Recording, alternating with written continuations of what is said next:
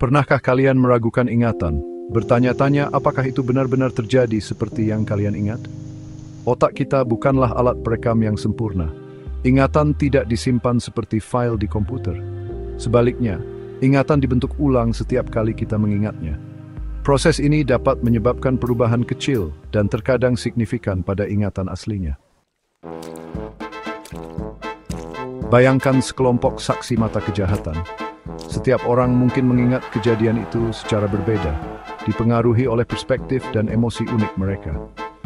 Penelitian menunjukkan bahwa stres, rasa takut, atau kegembiraan dapat mengubah ingatan.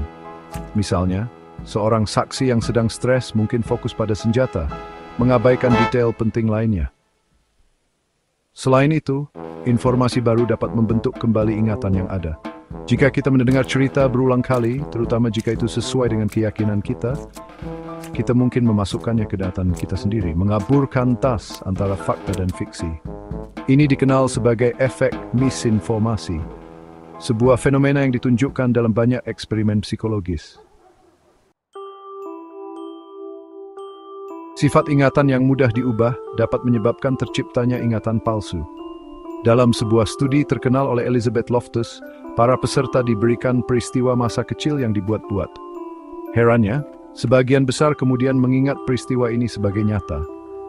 Ini menyoroti kekuatan sugesti dan potensinya untuk menanamkan ingatan palsu. Ingatan palsu dapat memiliki konsekuensi yang besar. Seseorang dapat membuat keputusan hidup berdasarkan ingatan yang tidak akurat. Dalam konteks hukum, kesaksian saksi mata, meskipun sering dianggap dapat diandalkan, dapat dirusak oleh distorsi memori yang menyebabkan kesalahan hukum.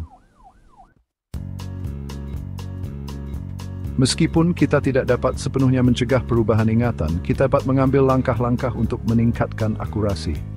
Memperhatikan detail, mengingat kembali ingatan segera setelah kejadian, dan menghindari pertanyaan sugestif dapat membantu memperkuat ingatan. Selain itu, menjaga gaya hidup sehat termasuk tidur yang cukup dan manajemen stres mendukung fungsi kognitif secara keseluruhan, termasuk memori. Memahami ketidaksempurnaan ingatan sangat penting untuk membuat penilaian yang baik. Dengan mengakui bahwa ingatan kita tidak sempurna, kita dapat menerima informasi dengan sedikit skeptisisme dan mencari bukti pendukung bila perlu. Ingat, ingatan kita meskipun membentuk identitas kita, tidak selalu merupakan cerminan sempurna dari masa lalu.